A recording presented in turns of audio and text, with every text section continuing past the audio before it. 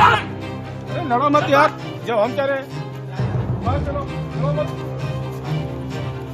वही वाली बात कर रहे हो, खाली जाओ, दरवाजे बुलाओ।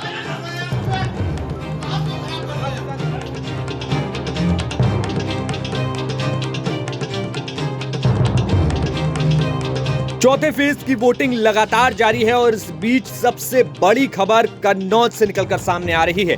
वही कन्नौज जहां से समाजवादी पार्टी की तरफ से खुद समाजवादी पार्टी के राष्ट्रीय अध्यक्ष अखिलेश यादव चुनावी मैदान में हैं और भारतीय जनता पार्टी की तरफ से सुब्रत पाठक को कमान सौंपी गई है।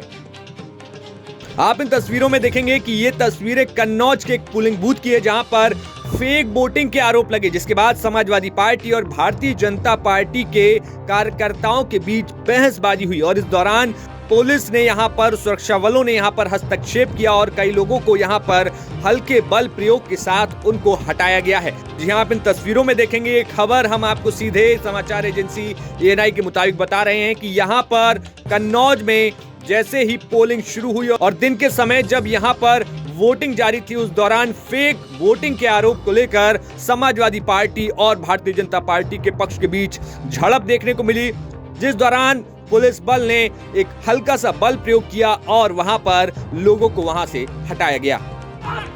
अरे लड़ो मत यार, जब हम कह रहे हैं बाहर चलो, लड़ो मत। वही वाली बात कर रहे हो, खाली जाओ, दरवाजे बुलाओ।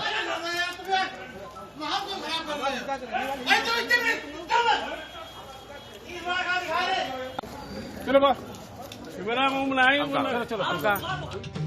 उत्तर प्रदेश को अगर देखें तो इस वक्त चौथे फेज में सबसे हाई प्रोफाइल सीट कन्नौज बनी हुई है, जहां पर कभी एक समय में अखिलेश यादव ने कन्नौज से ही अपनी राजनीति शुरू की थी और एक बार फिर अखिलेश यादव अपने कन्नौज का किला वापस फतेह करने के लिए चुनावी मैदान में हैं।